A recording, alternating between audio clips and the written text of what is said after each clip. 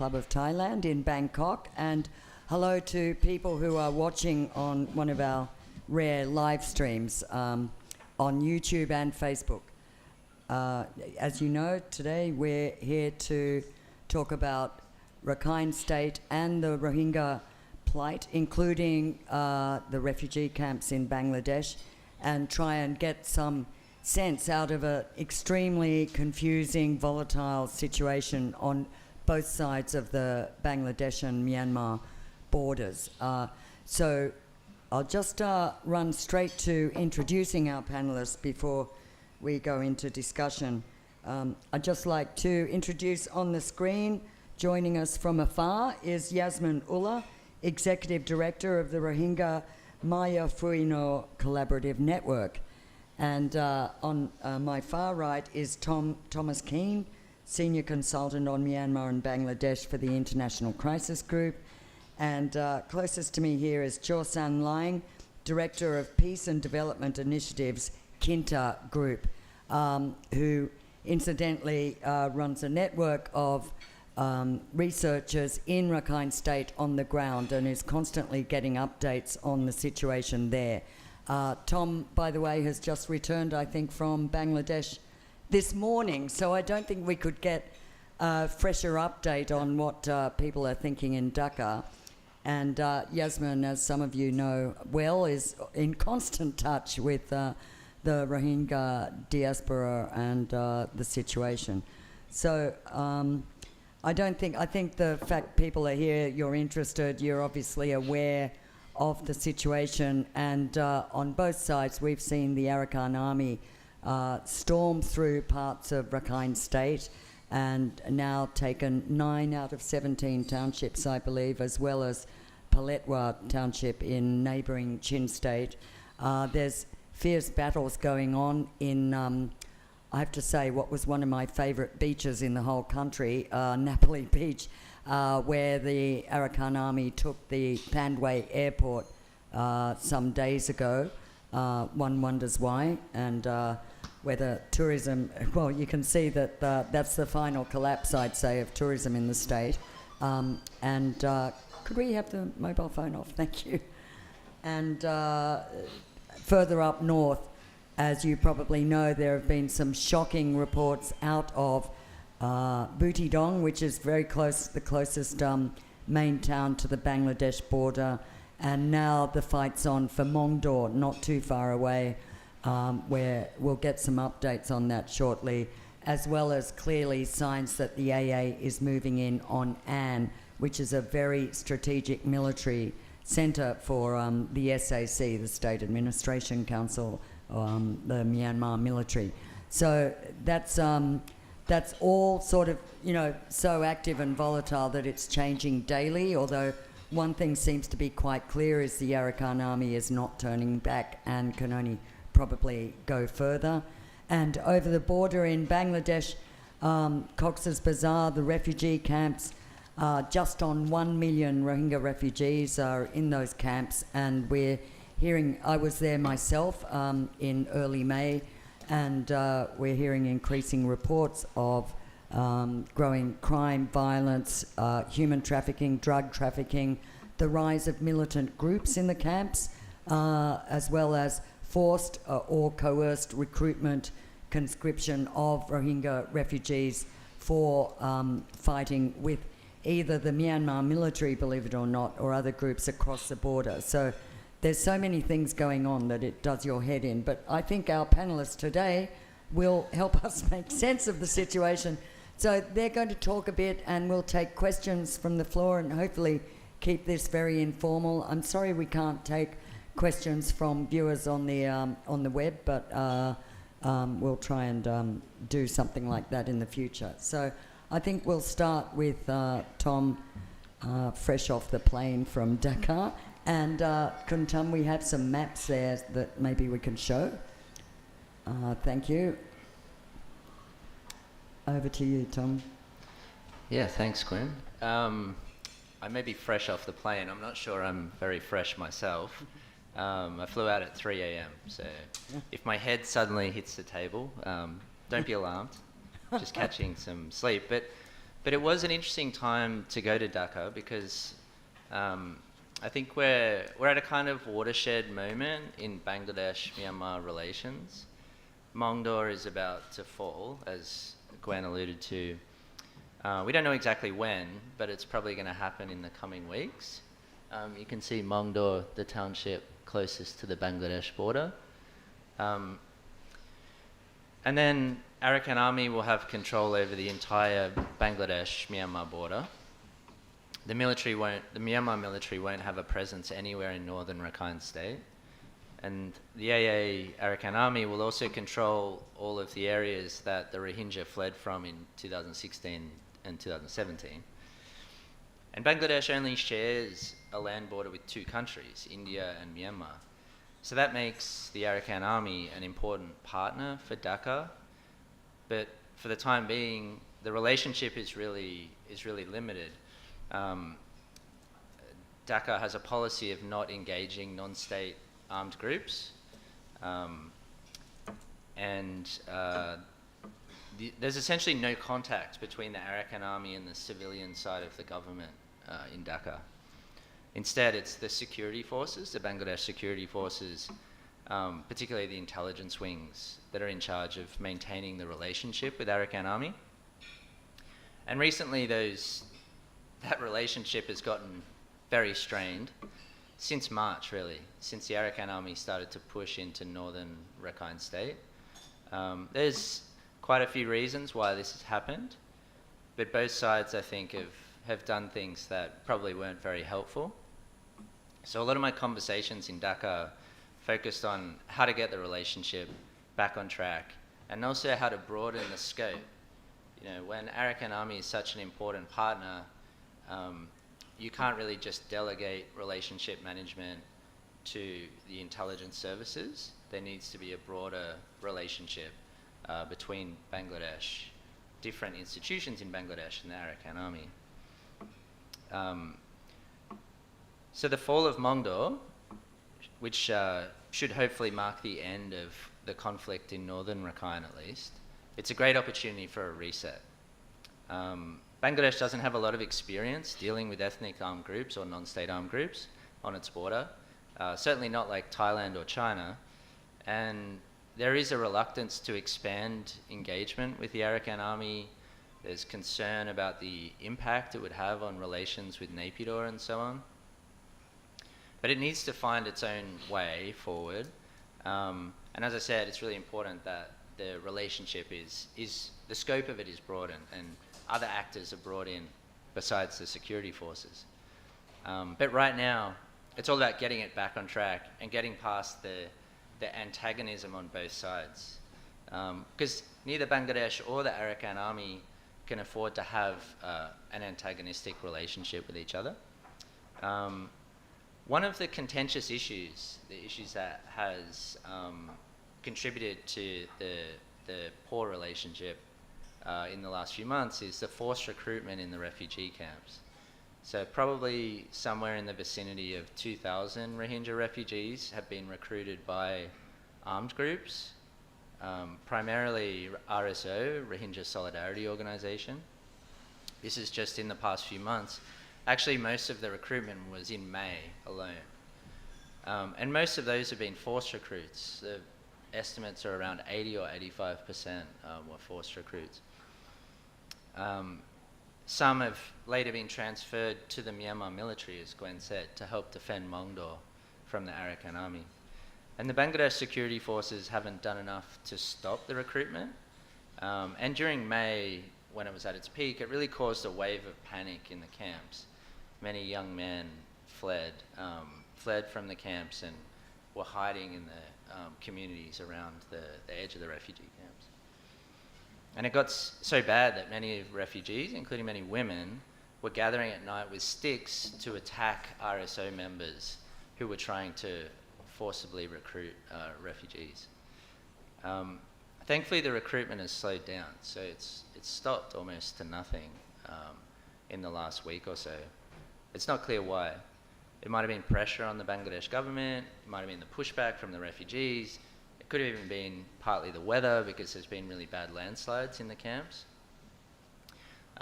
while it's positive that it's, recruitment has stopped, the armed groups are still rampant in the camps, and the security forces need to do much more to rein them in. And how this sort of ties into the Arakan Army relationship is Rohingya refugees are being sent into Mongdor to fight against the Arakan Army. Perception from the Arakan Army side is that Bangladesh security forces are allowing this to happen. So you can see how it leads to a difficult relationship. And it's particularly important that Bangladesh security forces stop the recruitment because it's contributing to conflict inside Rakhine State between the Rohingya and Arakan Army, which is predominantly Rakhine. In Mongdor, RSO and ARSA are both fighting alongside the Myanmar military. And RSO, as I said, has transferred recruits to the Myanmar military as well. This is what we're being told by contacts who are still in Mongdor. They can see the different groups in the town taking up positions around the perimeter to try and defend it. So as I mentioned, Mongdor is likely to fall to the Arakan Army soon. The final stages could be quite devastating because the Myanmar military and the Rohingya armed groups have set up for a kind of urban warfare. They don't really have anywhere to flee to. When Butidang fell, they could try and cross the mountains to Mongdor, but they're surrounded on 3 sides, and on the other side is the river.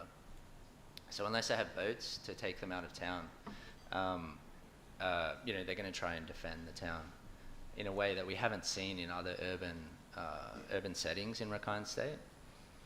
It's also not clear, would Bangladesh allow Rohingya to cross back, to flee the fighting, including, armed actors. So it's not clear at this stage how that fighting will play out, but it could be quite heavy casualties. Looking at Rakhine State more broadly, as Gwen said, the military now holds very little territory at all. We've actually got another map. Yeah. Kuntam, the next map, if that's okay. No, the next map? Yeah, this that one. Yeah. Maybe you need to stand up. Yeah, well, the dark blue townships are the ones that the Arakan Army controls entirely. If you can't see this screen very well, there's a clearer image on the TV screens just at the back of the room. You can see if you turn around. The lighter blue townships are the ones that it controls the majority of. There's still active fighting, but in all of those townships, it controls almost the entire township, and the Myanmar military is holding out in a few locations. For example, Sittwe town, Chaokyu town, around An, southern Thandwe. So, we're looking at, 80% of the territory in Rakhine State is now under Arakan Army control. And as a result, they control the largest ethnic armed group territory in Myanmar, both by size, area, and by population. It's probably 25,000 square kilometers, so an area the size of Rwanda, bigger than Israel, and it's a population of well over 1 million people. So even in a country like Myanmar, that has always had areas in the hands of non-state actors, this is a pretty significant development. But it's also uncharted waters because of the Arakan Army's location. And in some ways, that means the hard work is really starting now for the Arakan Army. If their proto-state was on the border with Thailand or China, we'd have some idea as to how it would function economically in particular, where it would get essential services from. Both Thailand and China have, many decades of experience managing and engaging and accommodating ethnic armed groups, but Bangladesh and India don't. So that's going to affect, it's going to limit what the Arakan Army can do. It's going to be a huge challenge for the Arakan Army to navigate, as we're already seeing with the fraying relationship with Bangladesh. So the AA says that they want to emulate the WA, the United Wales State Army, and have a confederate state. They're not independent, but essentially full autonomy. And politically and militarily, they're well on the way, as you can see from the map. But in terms of economic development, infrastructure, service provision, the UWSA model is completely different, and it can't really be replicated in this part of the country. The WA use Chinese currency in the Chinese banking system. They get electricity from China, they use communication services from China. And in Rakhine, all of these things are controlled by Naypyidaw. And of course, it's shut them off since fighting started. There's no reason to think that it's going to turn the electricity back on or allow the banks to reopen in AA-controlled areas. It just doesn't make sense. It wouldn't be in its interest. Why would it help the Arakan Army out by doing this? And given the lack of connectivity with Bangladesh and India, the AA doesn't really have the option of tapping into their electricity grid or their communications networks. So this is going to make life really difficult for people in Rakhine State for a long time to come. There's no easy solutions here. And it's going to be a big test of the AA leadership and public support for the group. Even just getting, at this stage, even just getting enough basic commodities, food, into the state is a huge challenge. Because Rakhine is so dependent on central Myanmar for nearly all of its essential goods. A lot of the food, fuel, agricultural inputs, they all come from central Myanmar. And the military has blockaded the state, so they're not coming in now. The AA need to find alternative supply routes. But Bangladesh and India are not ready to open the border entirely to trade. It's really urgent though, because people are suffering hugely in Rakhine State. I mean, there are reports in Sittwe, for example, of people, almost starving.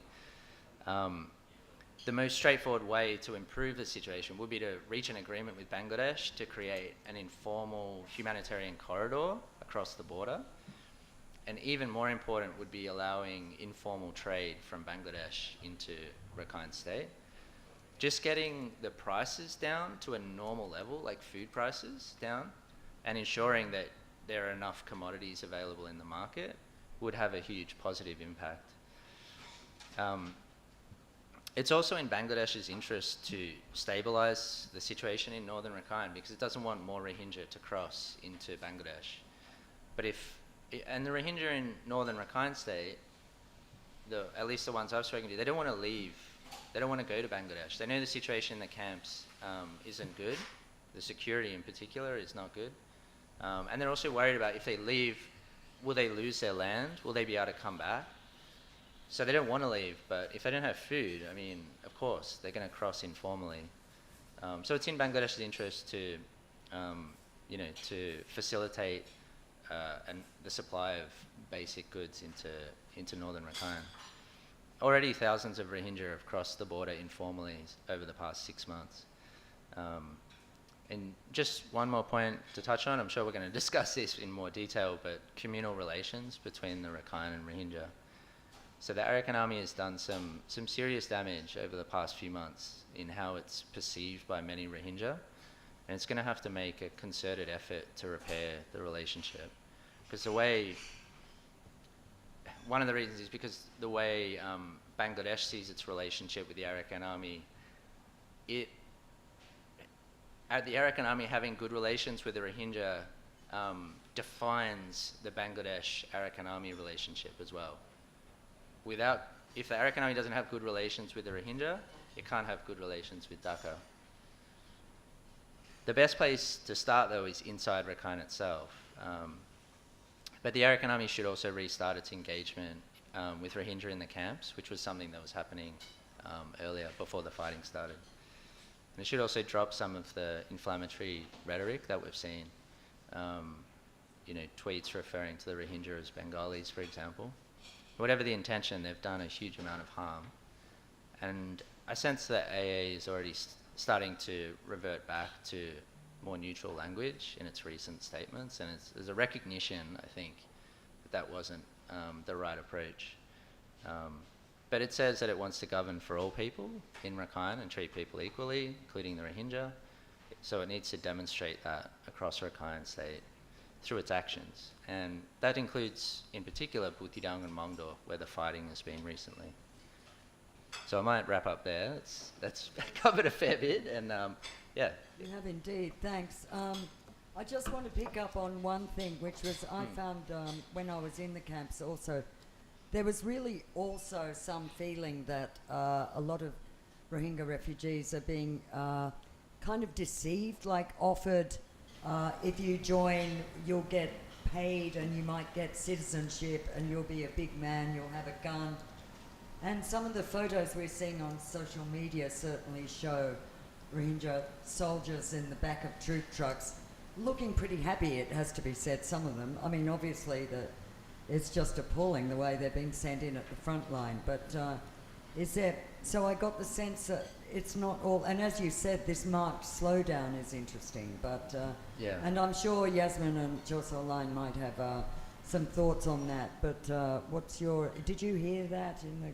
Yeah, I mean, I think initially that was part of the dynamic early on, but I think the Rohingya that ended up in the Myanmar military quickly came to realise that it wasn't necessarily in their interest. No, completely deceived, but Yeah. not quite So- kidnap in the middle of the night. Some have been, but... Yeah, so I think, I mean, the military was forcibly recruiting, but it was also trying to lure, Yeah. to entice Rohingya to join voluntarily.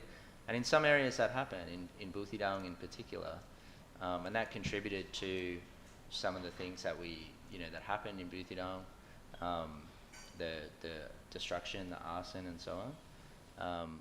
But I think it became clear pretty quickly that whatever promises were being made were not being made in good faith. So I don't think that more recently Rohingya have been joining the military expecting that they would get citizenship or anything. Okay. But there has been, as tensions increased, that did contribute to more Rohingya joining the Myanmar military voluntarily, because among some, and it's hard to work out how many, I mean, it was probably a minority in Buthidaung, there was a sense that the Myanmar military was a better option than the Arakan Army. Or a life stuck in some dead end in a camp. Yeah, I don't get the sense that there was a lot of Rohingya from the refugee camps joining the Myanmar military voluntarily. Sorry. I think it was more on the ground in Buthidaung where that was evident. Right, thanks. And just to remind people, we're talking... The Buthidaung big attack was May the 17th, I think, where... Yeah, that's correct. Well, that's when the town was captured, but there was fighting... in April, Yeah, through April and May, and somewhere around 30 Rohingya villages were burned. Almost all the non-Muslim areas of Buthidaung town were burned in the middle of April by the military and Rohingya armed groups. And then there was more destruction when the town was taken. So, So there's some suggestion of a revenge element when the Arakan Army did their big attack in May to get even for the use, or having visibly seen Rohingya being used by the military in their attacks in April. Yeah. In Buthidaung. Yeah. Very murky. Let's turn to Chosang Line to make sense. Let's hear what you're hearing from your network on the ground, and also this issue of conscription. I don't know if you have a thought about the use of Rohingya troops in the military, but maybe you can start with laying out how you see the situation. And could you speak into the mic? Hello. Yeah. Again, let me introduce again. My name is Jocelyn Lyons. I'm the Executive Director of Business Development Initiative, which is called GAINDA. We working on social cohesion as well as providing humanitarian assistance in Rakhine State. Also, I also running the weekly report, daily weekly reports, a weekly report. So I'm doing this for many years. So let me say about the humanitarian affairs. So since let's say like since October, the resumption of the conflict in Rakhine State, Myanmar military block and restrict all movements of the supply, good and people. So in Rakhine State for more than 6 or 7 months, there's no food. Out of the shortage of the food and supply, and even the gas, no banking, no internet, and no phone is being for 6 or 7 months. People are enduring suffering regardless of Rakhine, Rohingya, Shin, or regardless of displacements. All people are suffering not only the area which controlled by Rakhine State, but also the area controlled by SAC, also they are restricted everything. So I think that according to the humanitarian food cluster, there is a 300,000 people are displaced. But according to HDOC, which are under ULAA's humanitarian affairs, they say 500,000 people are displaced. And it's just a rainy season, so there's no place to. People have to stay with the host community. There's no charters provided by international community, or nobody can provide anything for 7 months. People have to stay their own friend or own family. So all 7 or 8 cities which are partly or completely destroyed by airstrike and fighting against between the ULA, Arakan Army and Myanmar military. So only the UN and INGO, they already left Rakhine State. So there's nobody providing the humanitarian assistance apart from civil society, which are the operation very small, and then the need are the gap are humanitarian assistance need are very high, and there's big gap. Nobody can do it, and so that is the humanitarian, and also the same time there's a big tension between the Rakhine and the Rohingya, as well as Rakhine and Chin, these Christian which are from Chin State, So there's big tension, and then there's things are very polarizing, and is also getting information is very challenging. For 7 months there's no internet, no telecommunications, and then however in Myanmar as well as in abroad there's a spreading of misinformation, disinformation, malinformation. So it's quite, anything you hear is quite challenging to verify what is right, what is wrong. But I just leave Rakhine State 6 months ago, so when I was there, so I think still everything's challenging. Since last year there's a cyclone Mocha which are affecting and displaced many people last year, May, and this year's May and October there's a big conflict. So the people living in Rakhine State are facing displacement from cyclone as well as displacement from the end conflicts. So that is so about recruitments. So it seems relationship between Rakhine and Rohingya since 2012-17, and they're getting improved, and also the Arakan armies, and which are ULA, which is ethnic angle, which are endorse interaction between communities, and so so before October the relationship quite improved between last year October. Before last year the relationship improved between the Rohingya and Rakhine. After October relationship is quite fair. Also this is also implication of the recruitment by the SAC. So SAC Myanmar military are recruiting many, they are recruiting the Rohingyas, and the Rohingya join the Myanmar military, and the AA getting upset with this, and they have it's complicate more relationships in Rakhine State. So that is relationships with the Rohingyas. Do you have anything to say? Right. Yeah. So your network also focuses on humanitarian as well as monitoring the daily life on the ground. Yeah. What's your take on the hunger situation that Tom was highlighting, how in Sittwe now some people are beginning to starve? Do you think it's that serious? And what could be, if the blockade stays, is there any food sources in Rakhine State? Yeah, it's been 7 months. There's international communities, also UN, INGO. They fail to provide any assistance. I think.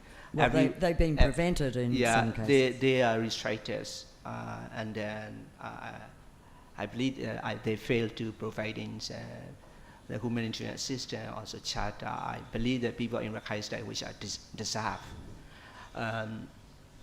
So yeah, so yeah, supply is quite challenging.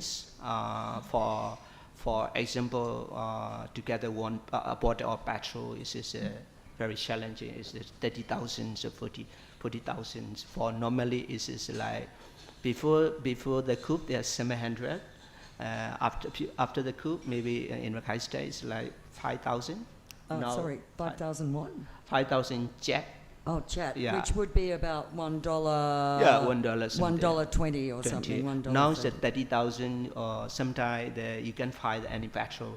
So for Petrol yeah, per, so that's per what? Per liter? per liters. Yeah, per liter. So and also the family have to escape some lunch and lunch because there is a shortage. Even though you have money, there's no supply because it's what blockade. Also the relationship with India and Bangladesh, we don't. It's in the it is good. We don't have good relationship. So only supply we have is we are illegally transporting from Bangladesh and India small. You're talking about food. Yeah, food and medicine and everything. Even there, like recently, there's some developments like Shin Group, so Shin Group accused or Shin Group said Arakan Army are interfering in Shin politics. That's why they changed civil society from Mizoram, and they are blocking the trade from India to Rakhine. So, and then they have inflating or complicating more or challenging for civilians. And also, I think that there's only for Bangladesh, there's also some illegal trading, which are not enough. So now what happened in the international donor like UK and European, they really want to support the Rakhine State humanitarian system. But the problem is there's a gap shortage and there is a shortage of supply. So it's civil society are very struggling how to support the communities, regardless of race and religion, even though you support them, it's difficult with challenging with how you transfer the money. So you have to transfer through many service provider which are illegal and you cannot trust them. So if you transfer and they are charging you 10%, 20% to send the money, so it's quite food and gas and everything shortage. People only just they are living in belief and they seem quite resilient even though suffering. And also like the Arakan armies which controls most part of Rakhine State, they don't have capacity to provide any assistance, any kind of shelter or food.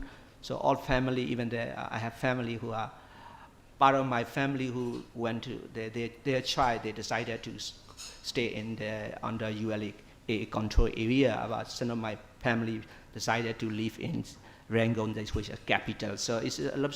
So I believe that most people want they fled the Rakhine State, and then they live whether it's in Rangoon or Mandalay or other part. But small number of the population they are under ULA control area. So I think two-thirds they left, and so yeah. Right. I'll just follow up one thing. Yeah. There are still quite a few INGOs based in Sittwe, quite a few with mandates, and there are some INGOs with mandates in the local Rohingya camps, in Rakhine State, not in Bangladesh. Yeah. So do you get the sense that they're not able to provide? Yeah, I think they officially they remain in Rakhine State.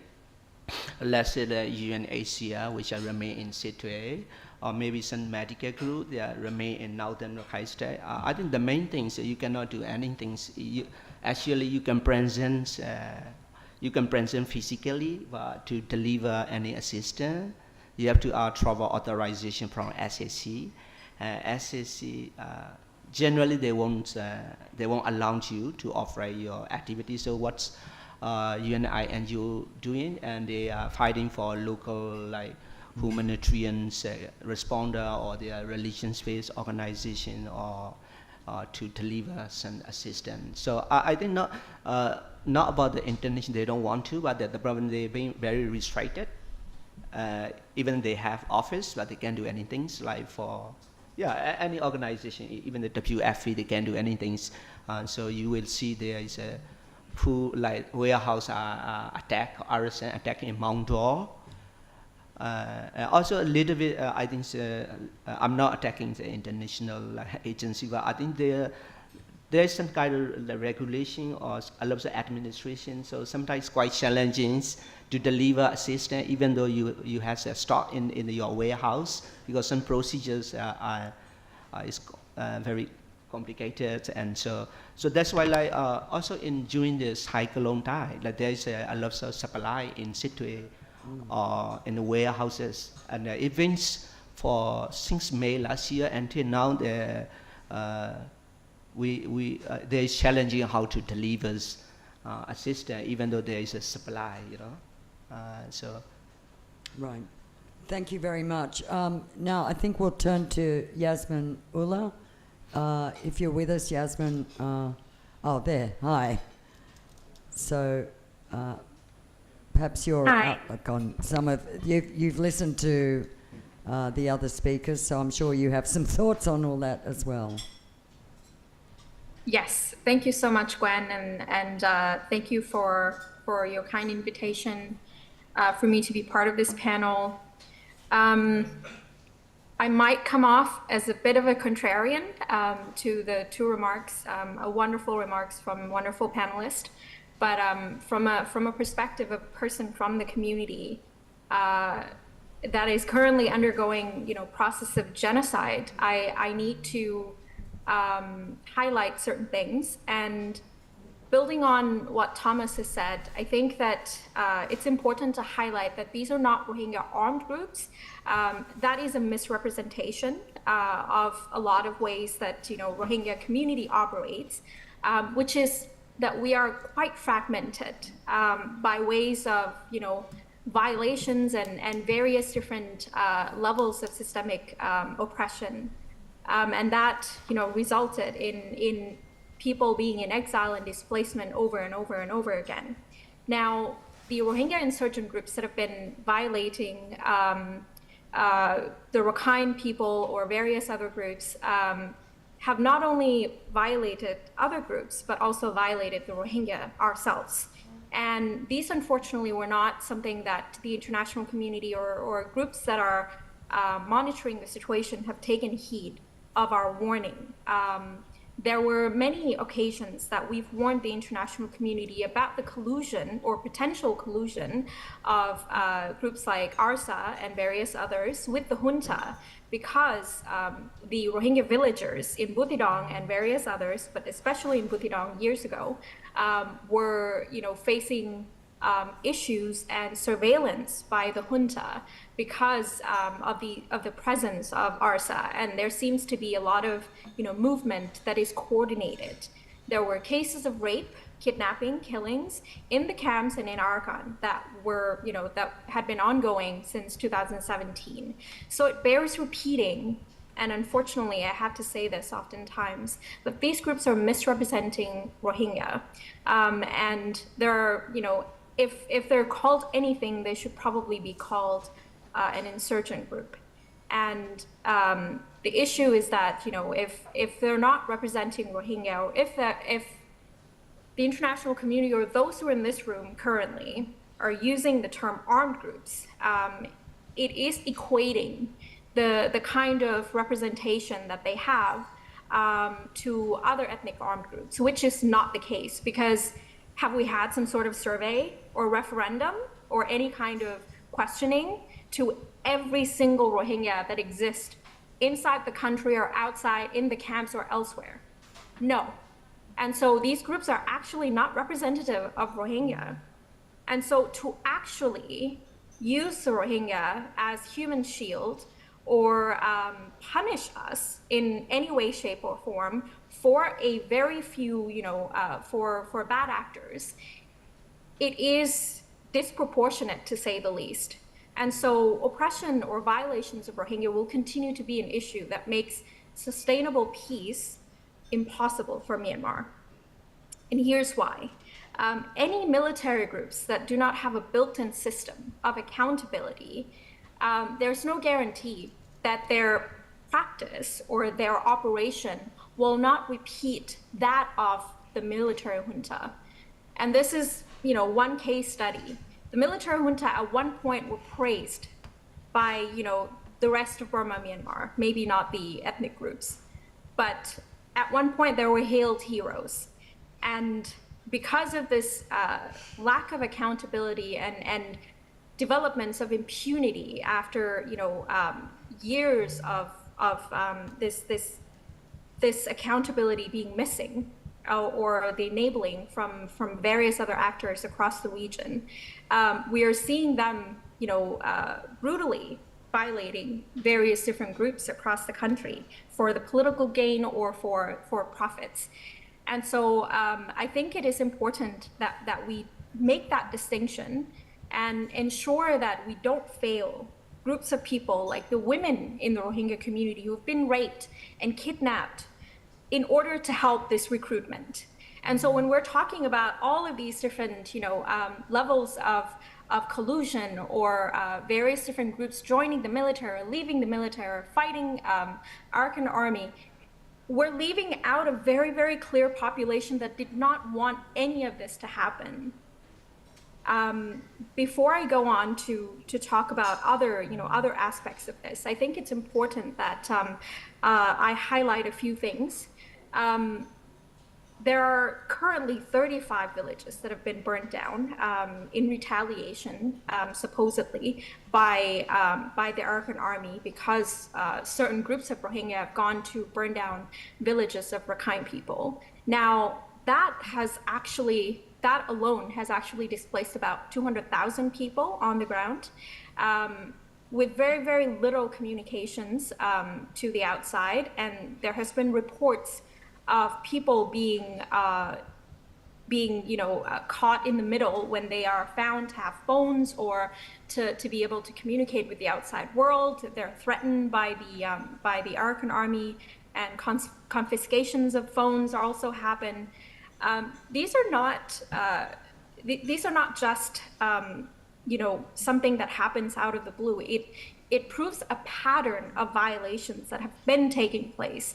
And this is the issue that I have, that I'm always contending with. Unfortunately, with various different ways that these conversations go, it often falls short of, criticizing the military groups across the country. And I'm not just talking about Arakan Army or the junta, but the ways that the junta have been so successful is that they lack accountability. And there's, layers of profitability or layers of business and human rights that are built into it. Now, it is not mistaken that AAS actually in March, late March, tried to announce that they are now open for foreign investment or are going to be protecting foreign investment, while the violations of Rohingya continue. And it didn't just happen in May. It was already happening since January, end of January this year. And I am not only trying to highlight these violations, but I'm highlighting the kind of impunity we are seeing playing out across all ethnic armed groups.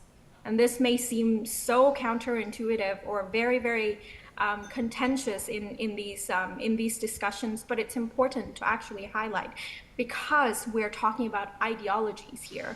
We're not talking about who does what, but the ideologies that go on to build these ethnic armed groups or armed groups in general are actually copying the models that the military junta has actually created.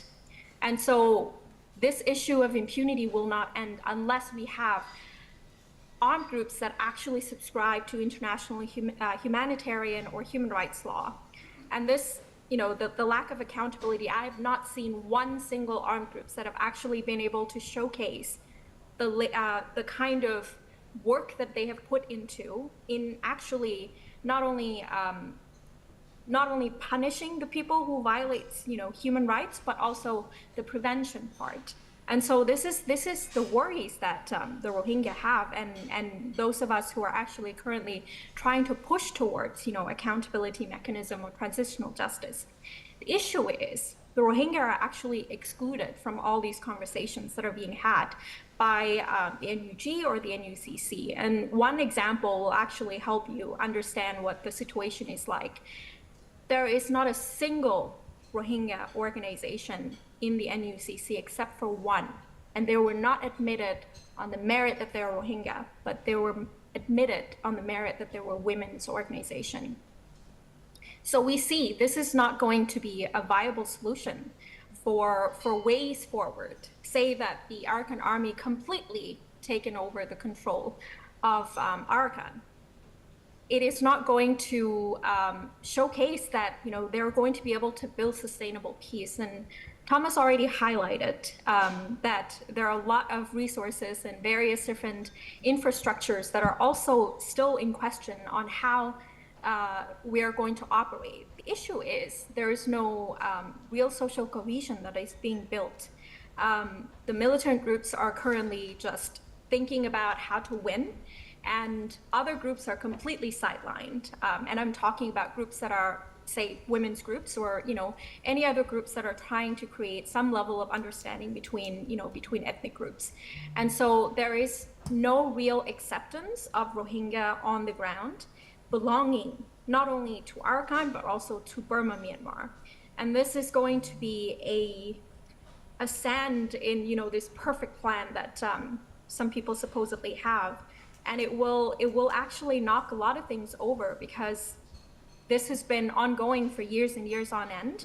And without being able to protect the Rohingya or actually allow safety and protection of Rohingya to prosper, it will actually create further issues. And if the Rohingya issues never get resolved, forget about sustainable peace in Burma, Myanmar.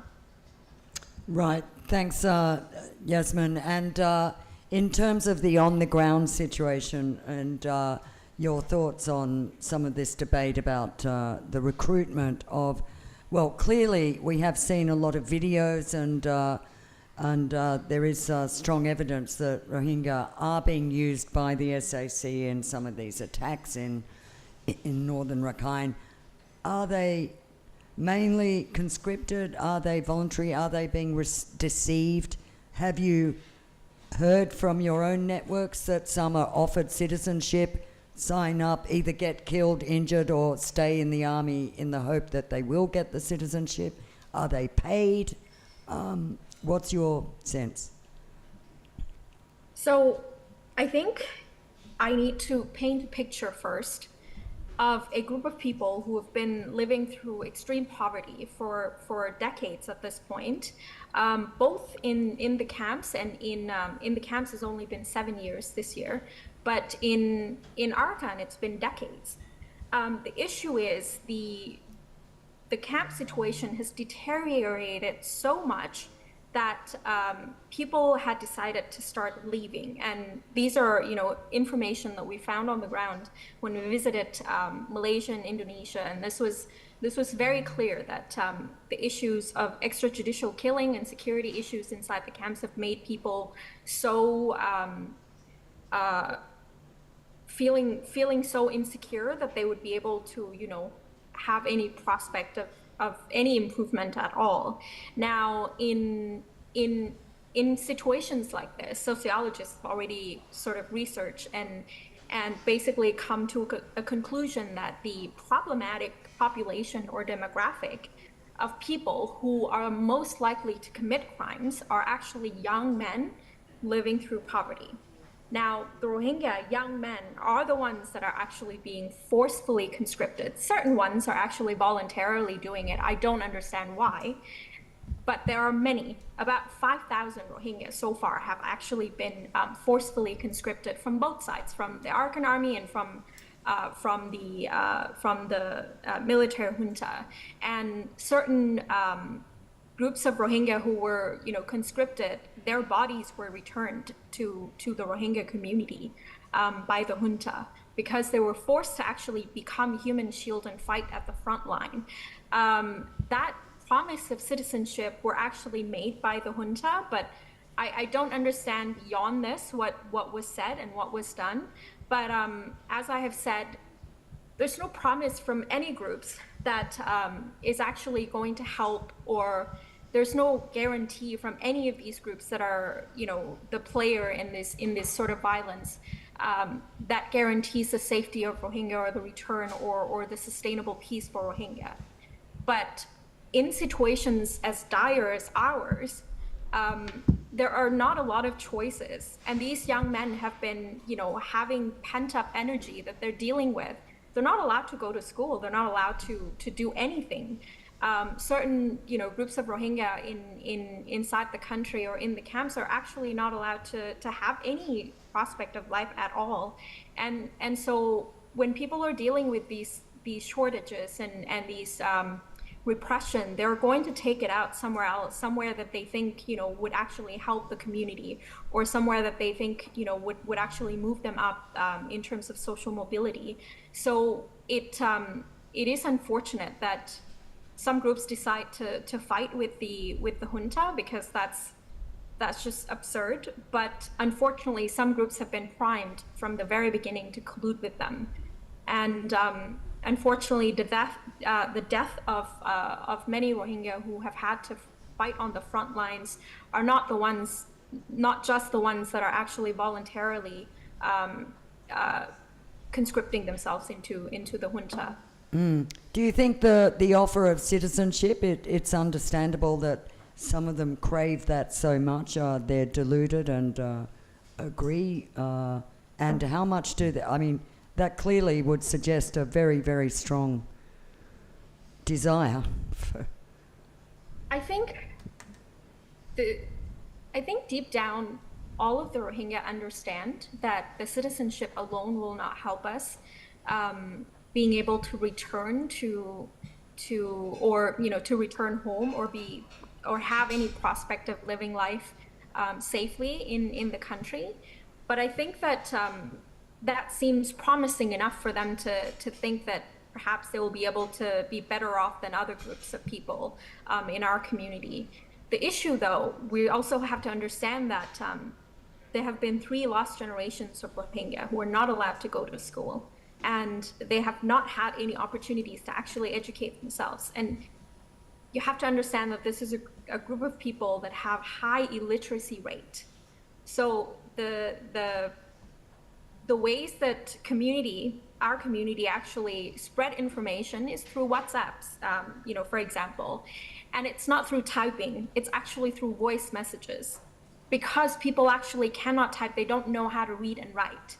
And so we are asking a group of people who've not been, having any access to education or critical thinking skills to think critically about an offer that's on the table that potentially will be able to help them move up social mobility or have some level of safety. So I'm not going to claim that it's understandable that they do this, but what other choice do they have? Right. And this is the exact same thing that the High Commissioner for the Office of the for OHCHR have said. There's really nowhere to flee and no choice left for Rohingya. Right. Thank you very much for that. We'll just move maybe to a bit of discussion and questions from the floor. If anybody would like to ask a question, just at the microphone over there, you're very welcome to ask all of the panelists or any, but in the absence of questions, I would also like to ask about, there's been a lot of speculation and pressure on the AA to enter ceasefire. They did do so as part of the Brotherhood Alliance in northern Myanmar, as we saw. Not that ceasefire has been very successful, but they did attend various meetings related to the ceasefire and then made a statement that any agreement they make on ceasefire in northern Myanmar has no bearing on their situation in Rakhine State. But obviously China apparently, by all reports and some very well-informed reports, China has been urging them to consider or discuss or negotiate, which doesn't seem very likely to me. But have you got thoughts on that? Well, Tom, we'll start with you, and if you... just to pick up on one thing that Oh, Yasmin yeah, sure, said. please. I mean, I don't think that was necessarily contrarian to what we were saying. What was? Oh, well, Yasmin started by saying what she was about to say might, be contrarian with what Chorsan Lang and I had said, but I mean, there's nothing really to argue with there. Right. And her point about usage of Rohingya armed groups, if that implies a level of acceptance among Rohingya communities, I mean, that's not the case. Like, it's very evident. The pushback in the camps to forced recruitment, for example, mass gatherings don't happen in the refugee camps, really, because the Bangladesh authorities don't allow them. So to see thousands of people gather at night time, women mainly, armed with sticks to try and beat up RSO operatives, I mean, that's a pretty startling sight, and it gives you a sense of how bad things are, right. But also the lack of support for the RSO. ASA was very unpopular previously, and in RSO, the camps, in the camps, and RSO emerged, and there was a kind of a turf war, and many ASA members swapped sides and joined the RSO, and so the abusive practices that ASA was perpetrating against Rohingya in the camps, the same people who were doing it are now part of RSO in the camps. So we're seeing the same patterns of behaviour. Totally agree with what Yasmin said, and thanks for making that point. Thanks for clarifying that. On the ceasefire, I mean, I think there's a big difference between Northern Shan and Rakhine for China, because it's not on their border. Border stability is really important for China. We have seen Chinese civilians killed, injured in Northern Shan as a result of the fighting, and the ceasefire was essentially dictated by China. The terms, the parties were told to accept the deal, and we haven't really seen China do that in the past in Myanmar. Chinese authorities are trying to facilitate talks between Arakan Army and the Myanmar military, but it's different. They're bringing the two sides together. They're not sitting there and saying, this is the ceasefire and you're all going to accept it. Because I don't think they feel the need to do that in Rakhine State. They would like the fighting to end, but I think they feel comfortable that regardless of how the fighting turns out, whoever emerges on top, and that looks like it'll be the Arakan Army, that the Arakan Army will protect China's interests, that it knows what it can and can't do, particularly in relation to Chaokpu and the energy infrastructure. While China would like a ceasefire, I don't think it feels a need to get involved and to force a ceasefire on the two parties. Yeah. So you're saying China can live with the situation, even despite its very precious Chaokpu infrastructure, development plans and all that. It obviously feels confident that whoever is in control in Rakhine will protect their interests. So they must have done deals with both sides. Are you suggesting that China and the AA have reached an accommodation? Well, I mean, they've been engaging. The AA emerged on the China border. Arakan Army's closest international partner is China. They've been engaging closely for more than a decade. I think there's an understanding on both sides as to expectations, and the Arakan Army knows what they can and can't do in Rakhine State, in relation to Chinese interests. Arakan Army emerging, as the dominant power in Rakhine is going to have implications for Chinese ambitions. I mean, it's one thing to protect existing infrastructure. It would be another to develop new infrastructure in that environment, so the deep sea port and special economic zone. These are agreements that have been reached with Naypyidaw. How do you develop those projects when Naypyidaw is no longer in charge? That's complicated. But protecting existing infrastructure, I think, is pretty straightforward. That's a good point. And on the international front, India, and both Chosun Line and Yasmin, if you have thoughts on that. But just continuing with you, Tom, the Indian involvement and stakes in Rakhine, which, of course, they have a lot at stake as well. Yeah, one of the interesting things over the past couple of months has been how, as the relationship between Arakan Army and Bangladesh has soured somewhat, or significantly, relations between the AA and India have taken a more positive turn. They're not natural partners. There's a lot of resentment from Rakhine people towards India. Maybe Chosun Line can go into that because he knows this topic very well. But it does seem to be moving us in a more positive direction. But it's also very complicated because of the federal, like Bangladesh is a unitary state. India has a federal system. So Arakan Army needs to engage with both New Delhi and Mizoram. And Chosun Line already alluded to some of the complicated You mean politics. India, not Bangladesh? Sorry? You meant India, not Bangladesh. Yeah, like when Arakan Army deals with India, they need to engage both New Delhi and Mizoram. You said Bangladesh. Sorry, yeah. And as Chosun Line mentioned, that's been really complicated, managing the relationship with Mizoram, because Arakan Army is now fighting in Chin State. And that, has, the relationship with the CNF is not great at the moment. That's the Chin National Front. Chin National Front, another armed group. So maybe Chosun Line and Yasmin can add more to that. Well, also, Chosun Line, you might want to go into, since we're on this topic, the AA move into Chin State, Paletwa. A lot of people are speculating, and suddenly there was panic a couple of months ago after AA took Paletwa in Chin State that they were going to resettle Rohingya in Paletwa, which I think was sort of touched off by some speculative article. So, yes, India. What's the Rakhine position on India? I just would like to respond to some questions. I think... Can you speak into the microphone? Hello? Yeah.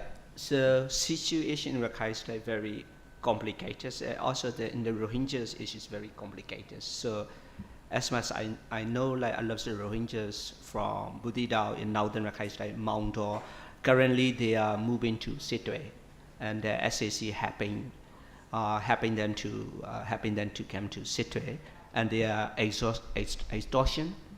If from Buddhist AA to Mount Dor, if you come to Sittwe, you have to pay. Extortion. Extortion, and also the Rohingyas who have ID, who have some different card, they left Sittwe, and many Rohingya now in Rangons.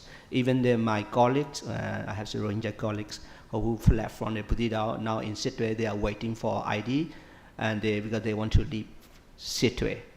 And that is a situation. Also, the tension is not about the Rohingyas. Tension is also about Rakhine themselves. They have tensions because the 7 month already is conflict, and 9 or 10 townships are under ULA control area, and the city are also under ULA control area. But however, the IDP, they cannot return to their own city, so they have to live with their host communities. So you cannot live with a host community for 7 months. So and then because they have problem with the resource, because the pressure on the resource people, there's no supply, no business supply. So I think that it's quite complicated. So also I believe also the ULA they should improve about their governance. They should improve about their addressing the impunity. And also that is what my perspectives. I think the Arakan Army.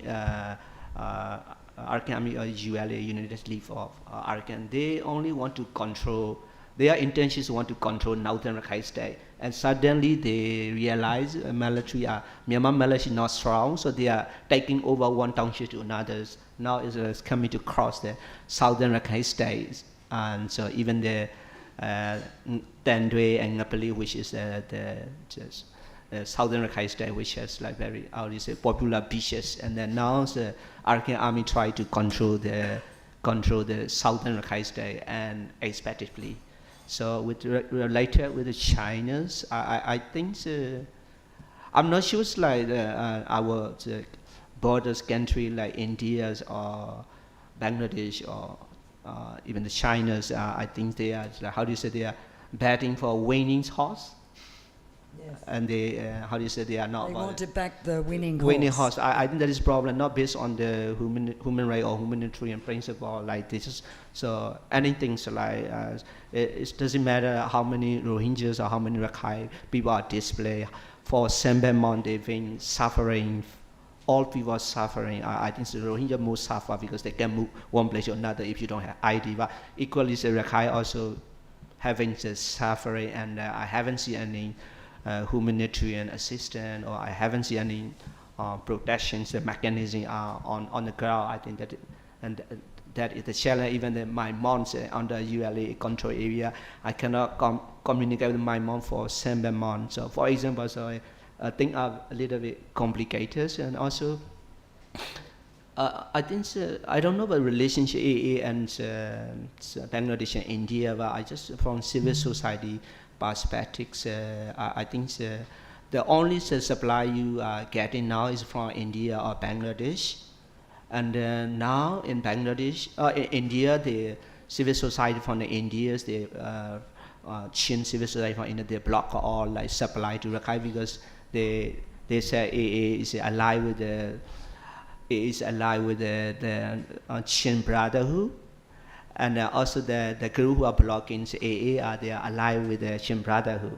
Chin Brotherhood is allied against with the CNF. Sorry. The civil society who blocking the humanitarian system from India, which are allied with the CNA and CNF, and it's very complicated. That's the Chin National Front. Chin National Front, and so I think the thing is also. Since AA control the Palawa, in Chin community they are divided. But in Palawa, the southern Chin state, which controlled by Arakan Army, and Arakan Army control because they have reason, because strategic way, and this is two country borders, so they have to get supply from India. But the Chin people, they don't like that. Their city are controlled by Arakan Army. And in Chin, they are divided. Chin are very divided as well. So Arakan Army is allied with the Chin Brotherhood now, which are try to control the Matupi, but Arakan Army is not allied with the CNF. So Matupi is in Chin State as well. And CNF is allied with the civil society in the live civil society who are blocking the trade. Right. So it's quite complicated. I don't know how we should improve. Right. Also, this is also situation in Rakhine State also. And many years since AA was very active since 2018 until now, I think AA is more focused about the military affair. Right. But the question is, would they be open to ceasefire or not at all? I don't personally. I think so. What my observation, because maybe AA don't want ceasefire because they can beat the SAC. Right, that's right. But I think the problem, the people are being suffering for 7 months and they have little assistance, even the non-assistance. I think the problem, I think all local media or international media, people more talking about in Myanmar, how many areas controlled by the ethnic group, how SAC are defending themselves, but nobody want to talk about how many people are displaced, especially the media. How many are displaced? What is the humanitarian assistance people need? Where they are staying? The people I think there's no. I think this. I feel like glorifications about. So even my family, I have to fight it because my mom is supporting the Arakan Army. They always say how many townships we are controlled. Right. And even about where do you live? You have to live in somebody's house. You're saying glorification of the AA amongst Rakhine, a lot of because they cannot your mother. They cannot set out governance. They don't have no help providing things. Right. And there's no school like for example this year school are open in June, but there's no any education program there. People have to organize, a family have to organize their own educations, so like home-based learning and system. there's no internet either. There's so nothing. yeah, There is yeah, nothing because, yeah. So but it's you a can bit get desperate. some. If you have Starlink, you might have. If you are near Bangladesh border in Buddhist city, you can have you can have telephone because you can use Bangladesh SIM card. But it's mostly the northern Buddhist and Buddhist city and Mongdo and southern Buddhist. You can use Bangladesh SIM card. You know, so that's how you get some information for verification. Thanks. Thank you. Yeah. And Yasmin, do you have any thoughts on any of that? I probably won't be able to shed light on any of the ceasefire or the conversation that AA is having with other other actors, other states. But one thing that definitely comes to mind is the treatment of the Rohingya in India has been obviously reported through multiple sources that Rohingya are currently dealing with a lot of human rights violation by the government. How many are we talking about? Do you know? We're talking about, the numbers that I have is about 40,000, and this was from our briefer, co-published with ALTC in Burma, and it's online. I will send it to you for later use, but basically that's around 40,000 people that are currently there. And a few hundreds of them have been constantly dealing with raids, detention, and these could become indefinite detention or forced deportation. And unfortunately, the situation will not get any better with the current, newly elected Hindutva, very, very right-wing government and quite Islamophobic at that. And so I'm not quite sure how much more precarious the situation of the Rohingya in India would become. But it also highlights the fact that a lot of this is happening elsewhere as well. This underscores the kind of the precarity of Rohingya everywhere, especially in Southeast Asia. To this day, there are children that are currently held in indefinite detention-like situation in Malaysia and in Thailand. We're dealing with very, very real issues of lack of protection everywhere Rohingya go. And it's sort of, as I've always said, it's sort of a trend or a propensity to actually keep violating or the Rohingya keep being violated everywhere that they go. And do you think in all this mess, if the Arakan Army actually took over completely in Rakhine State, that might be the best prospect Rohingya might have to actually return? Can they trust the AA or? I myself wouldn't trust the AA, but obviously this needs to go through a process of reconciliation. The country currently has no real plan for transitional justice. And this was the failure of, the transition to a more quasi-democratic establishment or the status quo in 2010-11. Now, in order to avoid that same mistake again, I think the NUG and various other actors, especially the AA, needs to come to the forefront and actually understand that they need to also hold themselves accountable, not only just for the violations of the Rohingya, but also the Rakhine people themselves. Despite all this glorification, there are real lives that are being lost, that are also being impacted. People in various different villages that have been shot, killed, kidnapped, various different kind of torments that took place. I think in order for the country to be completely rid of this ideology of glorification of military and, might is right always, is to ensure that militant groups, armed groups, are actually the ones that have a system that's built in, that have a full subscription to, to international human rights law and humanitarian standards. But until then, how we motivate these groups to actually come together for, to forge a path towards sustainable peace, I have no idea. Right. On the side of the civilians, on the side of the civil society groups, we are currently trying to have these conversations, but the ethnic divides have become so deep-seated in the country that it's so difficult for the Rohingya to start any conversation about transitional justice because we're constantly excluded from all these conversations. And unfortunately, like it or not, the NUG actually favors the Rakhine group, or because of the AA. It seems that the NUG does not want to actually step on the AA's toe, so it does not matter what the AA does. The accountability mechanism will not be enabled or activated in any way, shape, or form. And so this is sort of a fatal flaw that we're dealing with nationwide. Right, that's a deeper problem, and I think the subject of another panel, I would say.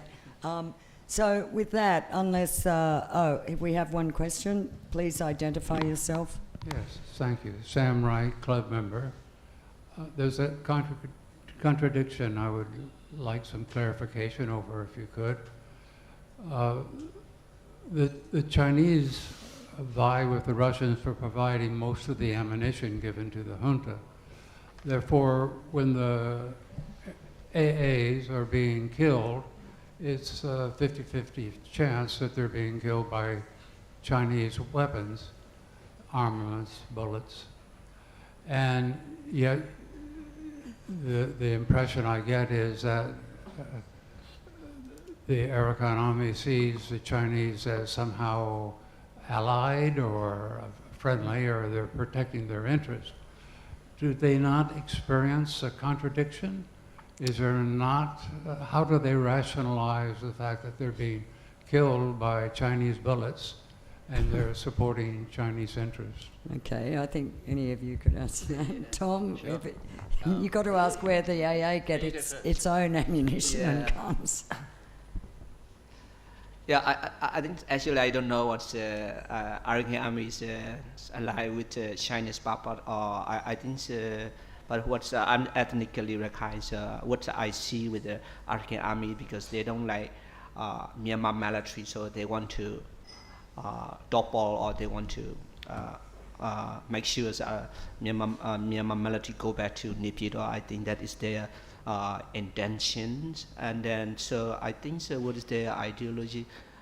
They can ally anybody if they got support, and to make sure the Myanmar military is not in Rakhine State, and that is what they stand for. And then so Right. So I just not only Arakan Army, I think a lot of Myanmar ethnics group are like this. And then I think positive, they don't like Myanmar military, and second, they have to improve their way of governance, judiciary, everything. So so a lot of people join Arakan armies, and you can ask them what is your ideologies.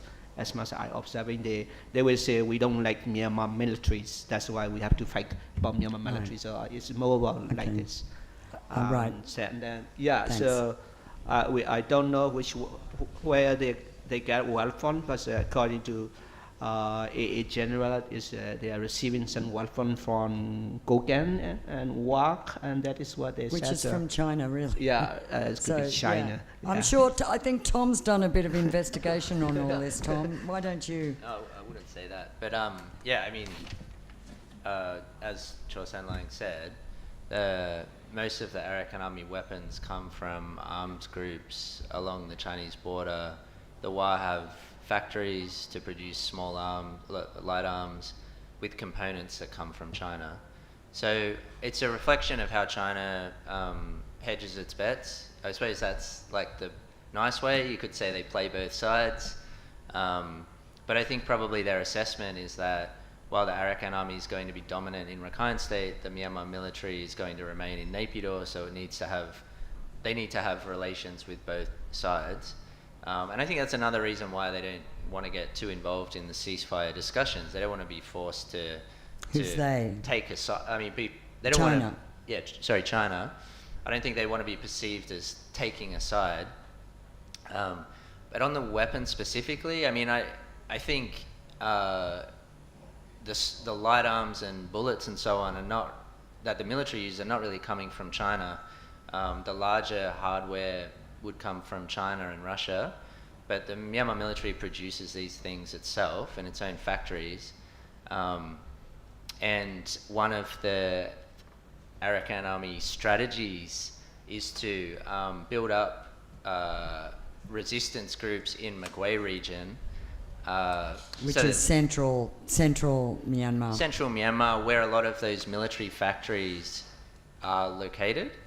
And I think even if the fighting ends in Rakhine State, Arakan Army will be supporting Burmese resistance groups in Magway region to try to attack military weapons factories in Magway. So, yeah, I mean, I don't think it's as simple as Chinese bullets being used to kill Arakan Army fighters. It's a much more complicated relationship, I think. That's why I say it's a contradiction. Yeah. And is the Arakan Army saying to China, stop supporting the junta and we'll maybe listen to you? Or do they just accept that they're being shot at from both sides? China's supporting both sides. Yeah, I think...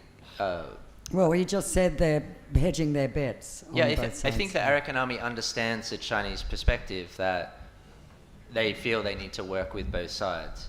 You know, I mean, Min Aung Hlaing, the junta chief, he is incredibly angry at China because in the way he sees it, China is arming insurgent groups in Myanmar. So it works both ways. I mean, you can call it a contradiction, but that's the reality, you know, in Myanmar. Okay, thanks, Tom. I think with that we'll close up unless any of you have a compelling point to make. Well, it's all been very compelling, and I'd like to thank our three excellent panelists and you all for coming today, and keep an eye on our website and Facebook for further events. We have a Myanmar-related event on Monday night, the launch of an excellent compilation of essays by a range of artists, academics, ordinary people of life under the coup, post-coup life in Myanmar. That's on Monday night here from 7 o'clock. And tonight, for a bit of lighter relief after this very depressing and sad topic, we've got the trivia night, which is good fun, open to all, free. You can come by yourself. You don't need to be in a team. So anyway, thank you for coming, and please keep an eye on the website. Thank you also to Kun Tam for handling a complicated series of streaming and graphics. And thank you, Yasmin, Tom, and Josan Lang. Thank you. Thank you.